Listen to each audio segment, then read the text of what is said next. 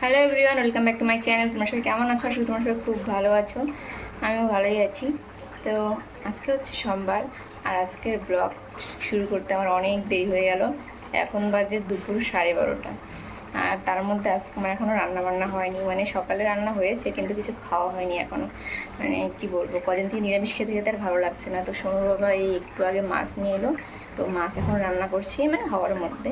খিদেতে দিচ্ছে না শরীরে, কিন্তু সোনুর খাওয়া দাওয়া হয়ে গেছে, ওকে ঘুম পাড়াতে গেলাম, ঘুমোলো না। এখন দুজনে ওই ঘরে দুষ্টামি করছে। তো আমি এদিকে রান্না করছি, রান্নাটা হয়ে গেলে শান্তি, খাবো দাবো, একটু শুতে পারবো। আর এদিকে আমার কী বলবো, তোমাদের চোখ নিয়ে আমি পারছি না। মানে কি আর বলবো, সত্যি মানে ভাষা খুঁজে পাচ্ছি না। এতদিন একটা প্রবলেম থাকতে পারে, ভেতরে ছিল বাইরে এলো, এখন খুলতে খুলতে মানে চোখটা আমার অন্ধ না হয়ে যায়, কে জানে কী হবে। তো সকালবেলা ঘুম থেকে উঠে দেখি রোদ্রু, তারপরে জামাকাপড় সব বাইরে বের করে দিলাম। একটু আগে এমন মানে মেঘ ডাকছিল, বৃষ্টিও হলো, তারপরে আবার রোদ্রু। তো আবার জামাকাপড় বাইরে দিলাম। এগুলো করতে করতেই মানে টাইম শেষ। তো এখন এই যে রান্না হচ্ছে, আর খুব রোদ্রু। তো চলো ব্লগটা এখন থেকে শুরু করলাম, দেখতে থাকো। তো দেখো, এই মাছ আর ডাল রান্না করতে আমার পুরো দুপুর 12টা বেজে গেছে। আসলে ডালটা কিন্তু আগেই হয়ে গেছে, মাছটা এইমাত্র বানালাম। আর এর থেকে আমার আর কিছু করার মতো উপায় ছিল না। মানে আমার চোখটা কি বলবো তোমাদের, বারবার বলছি, ভাবছো বারবার বলছি, আসলে ব্যথাটা এতটাই মানে বলে বোঝাতে পারবো না। জানি না এর কোনো ভালো ট্রুথ আছে কিনা, সত্যি আমি আর পারছি না চোখ নিয়ে।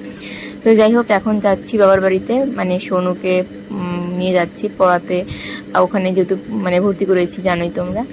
তো সোনু আছে এখন বাবার সঙ্গে সামনে বসে, আর আমি পেছনে বসে আছি। মানে আমার কিছুই ভালো লাগছে না, কদিন থেকে এমন হয়েছে আমার চোখটা, সত্যি মানে এত অসহ্যকর লাগছে কি বলবো। তো এখন যে সোনুর বাবাই সোনুকে নিয়ে হচ্ছে ওই বাড়িতে নিয়ে যাচ্ছে, যে বাড়িতে সোনু পড়ে আর কি। তো আমিই বললাম তুমি নিয়ে যাও, কারণ আমি চোখ নিয়ে মানে কিছু করতে পারছি না, মানে যা কাজ করছি সত্যি খুবই কষ্টকর হয়ে যাচ্ছে।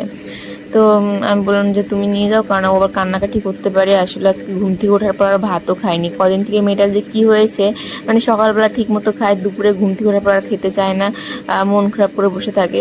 বুঝতে পারছি না যে সোনুর আসলে প্রবলেমটা কি হচ্ছে।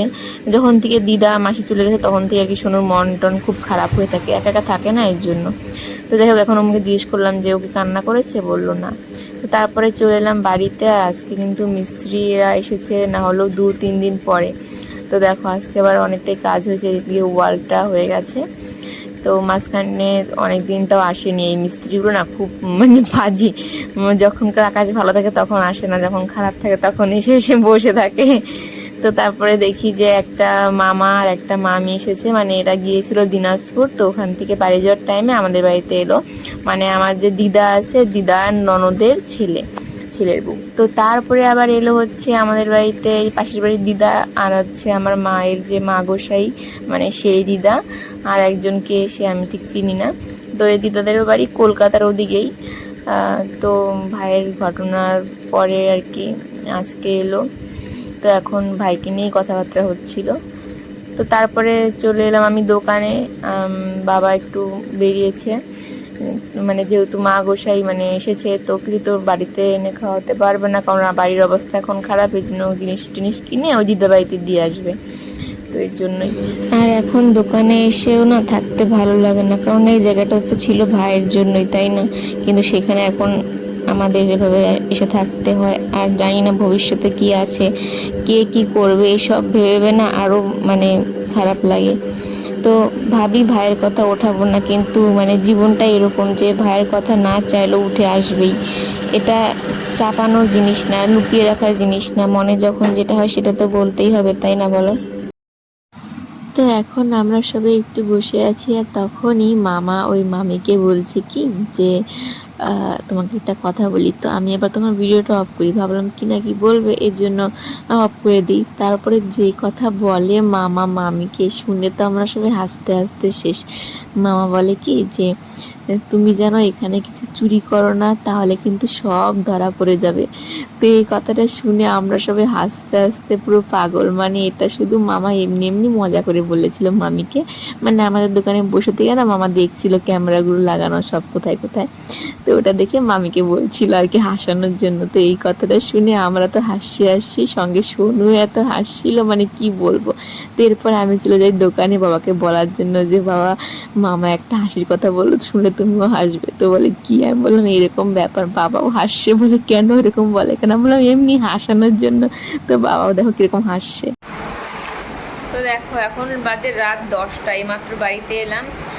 আর বিকেলবেলা আমি ভাত বানিয়ে গিয়েছিলাম আর সবজিও ছিল, এই জন্য রান্নাবান্নার কোনো ঝামেলা নেই। এখন খাওয়া দাওয়া করে ঘুম। সোনাকে ঠিকমতো পড়াতেও পারছি না, মানে ও বাড়িতে দেরি হয়ে যাচ্ছে আসতে। 10টা বাজে, 5 মিনিট বাকি। এখন আর কী করবে বলো। আর এর মধ্যে একটা জিনিস হয়েছে ভালো, সেটা হচ্ছে আমার চোখের যে যে এটা উঠেছিল, পুরো ফুলেছিল, পেকেছিল, ওটা ফেটে গেছে। বাবা বাঁচলাম, কিন্তু এখনও কমেনি, মনে হচ্ছে কমবে আর কি। তো চলো, এই ছিল আমাদের আজকে ছোট্ট একটা ব্লগ। যদি তোমাদের ভালো লাগে তাহলে অবশ্যই একটা লাইক করে দিও আর চ্যানেলটি সাবস্ক্রাইব করে আমাদের পাশে থেকে দেখা হবে আমার নতুন ব্লগে। সবাই ভালো থেকো, সুস্থ থেকো। Good night, tata.